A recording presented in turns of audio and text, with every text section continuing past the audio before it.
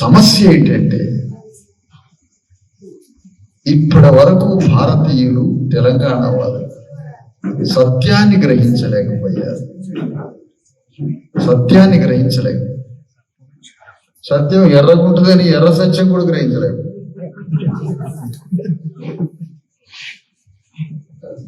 సత్యాన్ని గ్రహించి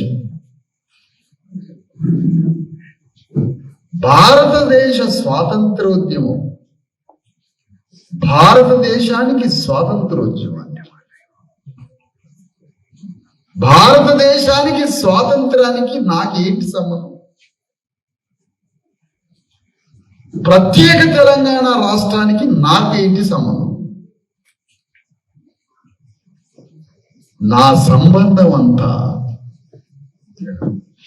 నా పోరాటం అంతా నా శత్రువు వేల సంవత్సరాల నుంచి గ్రామంలో ఉన్న భూమిని తన నియంత్రణలో పెట్టుకొని వేల సంవత్సరాల నుంచి గ్రామంలో అధికారాన్ని తన చేతిలో పెట్టుకొని వేల సంవత్సరాల నుంచి గ్రామంలో వందల వేల ఇండ్ల మీద పెత్తనం చేస్తున్న ఊర్లో ఉన్న దొర నా శత్రువు. ఇది వదిలిపెట్టి బ్రిటిష్ వాడి మీద యుద్ధం ఏంటి? ఇది వదిలిపెట్టి ఆంధ్రావాడి మీద యుద్ధం ఏంటి? ఇది వదిలిపెట్టి బీజేపీ దుర్గోళ మీద యుద్ధం ఏంటి? ఇది వదిలిపెట్టి కమ్యూనిస్ట్ పార్టీ ఆయన అమెరికా వాడి మీద యుద్ధం ఏంటి? నా శత్రువు ఊర్లో కదా ఉండదు. నా తండ్రిని కొట్టినోడు కళ్ళ ముందు ఊర్లో ఉన్నాడు.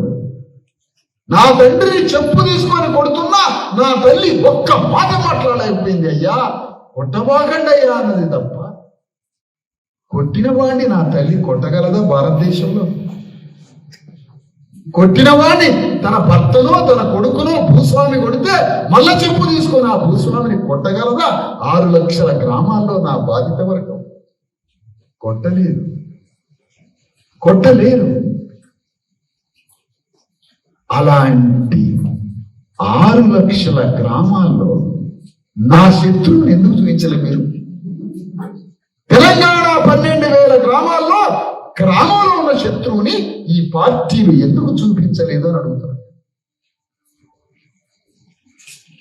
తెలంగాణ రాష్ట్రాన్ని పరిపాలించిన చంద్రశేఖరరావు ఆంధ్రవాడు శత్రువు అన్నప్పుడు, ఆంధ్రవాడే సమస్త దోపిడీకి కారకుడైనప్పుడు, ఆంధ్రవాడిని ఎల్లగొట్టి నీ రాజ్యాన్ని స్థాపించినప్పుడు, అరే బేకూఫ్ ఆంధ్రవాడి దగ్గర నుంచి 1 రూపాయి కానీ 1 సెంటు భూమి కానీ ఎందుకు రికవరీ చేయలేదురా అని అడుగుతున్నా నేను.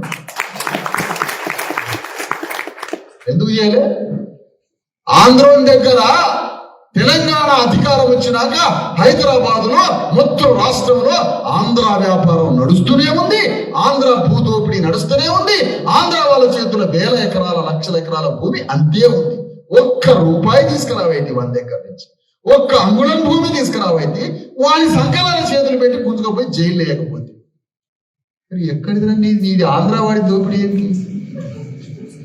ఎంత విచిత్రం! ఒక్కడని అడుగుతున్నాడా తెలంగాణలో ఈ మాట?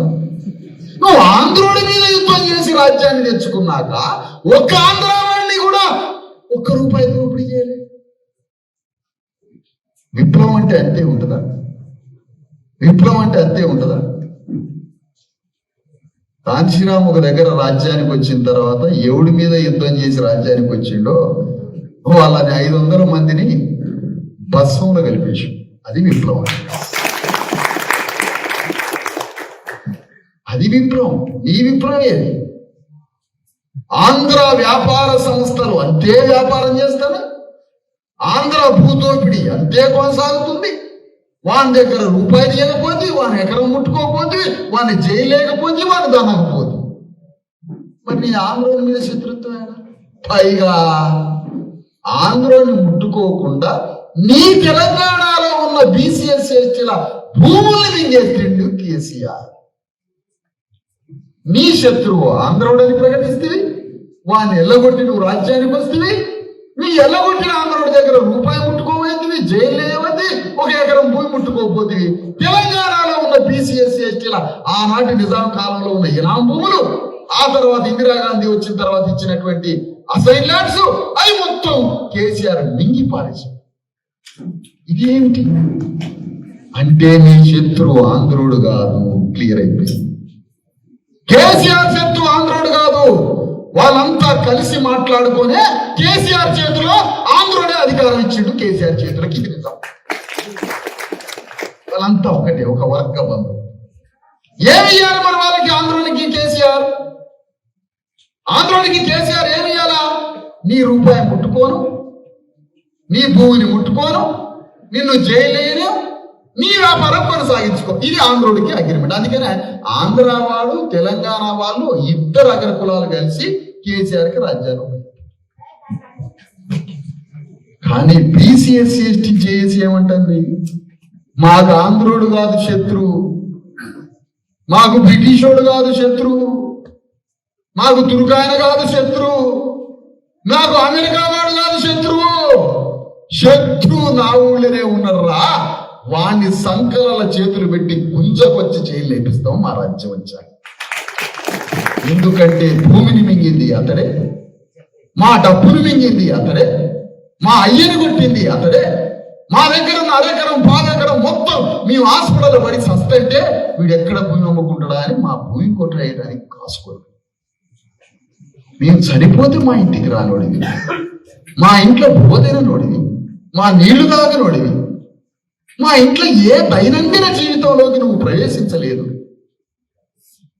ఏనాడు నన్ను గౌరవించలేదు. నా తండ్రిని తల్లిని కొట్టి, నా భూమిని కొట్టి, నా వాళ్ళని కొట్టి, నన్ను శత్రువు చూసి నాతో మంచి రాలే, నా పెళ్లికి రాలే, పేరంటానికి రాలే, మా పిల్లల చదువులతోటి మీ పిల్లల చదువులు కలిసి ఎక్కడ నీకు నాకు జీవిత సంబంధం లేదు కదా, మరి శత్రువు నువ్వు అవుతావు కదా.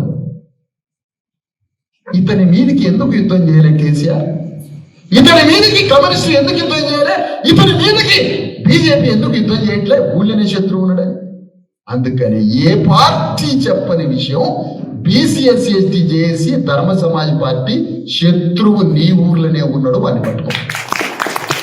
అదే మొత్తం కథ మొత్తం మాదే, రాజకీయం అంతా మాది. హైదరాబాద్ వచ్చే ముఖ్యమంత్రి అతనే, హైదరాబాద్ వచ్చి వ్యాపారం చేసేది అతనే, అమెరికా పోయి లక్షల కోట్లు సంపాదించింది నీ ఊళ్ళో. ఎక్కడూ లేదు, ఈ ఊర్లోనే ఉన్నాడు. అమెరికా పోయింది, గ్రామాల నుంచి పోతున్న రెడ్లు కమ్మలు విరమలు వాళ్ళే అమెరికా పోయారు. రాజ్యం వేలేది వాళ్ళే, వ్యాపారం చేసేది వాళ్ళే, ముఖ్యమంత్రులు అయ్యేది వాళ్ళే. నీ ఊర్లోనే ఉన్నాడు శత్రువు. అతన్ని పట్టుకో. ఇదే సత్యం అంటే. సత్యం అంటే విప్లవం. సత్యం అంటే విప్లవం. విప్లవాన్ని నిర్వహించేది ఎవరు? ఎవరు చెప్పండి? విప్లవకారులు కాదు. సత్యము, విప్లవం, దేవుడు ముగ్గురు ఒకటి. అదే ధర్మం. అందుకనే మన శత్రువు గ్రామంలోనే ఉన్నాడు, మన నెత్తులు దాగినవాడు. ఒకరోజు కాదు, ఒక్కరోజు పని కాదు. ఇది తాగి తాగి తాగి తాగి మనల్ని పీల్చి పిప్పి చేస్తే ఆక్రందన మాట్లాడతాను. వీళ్ళు వచ్చి బీసీఎస్టీలందరినీ దోపిడీ చేసిన ఆయనే. మాకు రాజ్యం రావాలంటే రాదు. రాజ్యం మనకి అప్పుడే రాదు. ఎప్పుడు వస్తుంది? వేదిక అయిపోయిన తర్వాత ఆ గ్రామంలో శత్రువు ఉన్నాడని చెప్పిన కదా, రెడ్డి దొరో, వెలమ దొరో, కమ్మ దొరో, కాపు దొరో, కరణం దొరో ఉన్నాడు కదా, ఆ శత్రువుకి ఎదురుగా నిలబడి మన బీసీఎస్సీ ఎస్టీ ప్రజల్ని తన గుప్పిట్లో తన దగ్గర పెట్టుకొని ఆ రెడ్డికో ఆ పటేలుకో ఎదురుగా నిలబడి యుద్ధం చేసి తన ప్రజల్ని రక్షించే రక్షకుడిని పుట్టించాలి. అతన్ని పుట్టి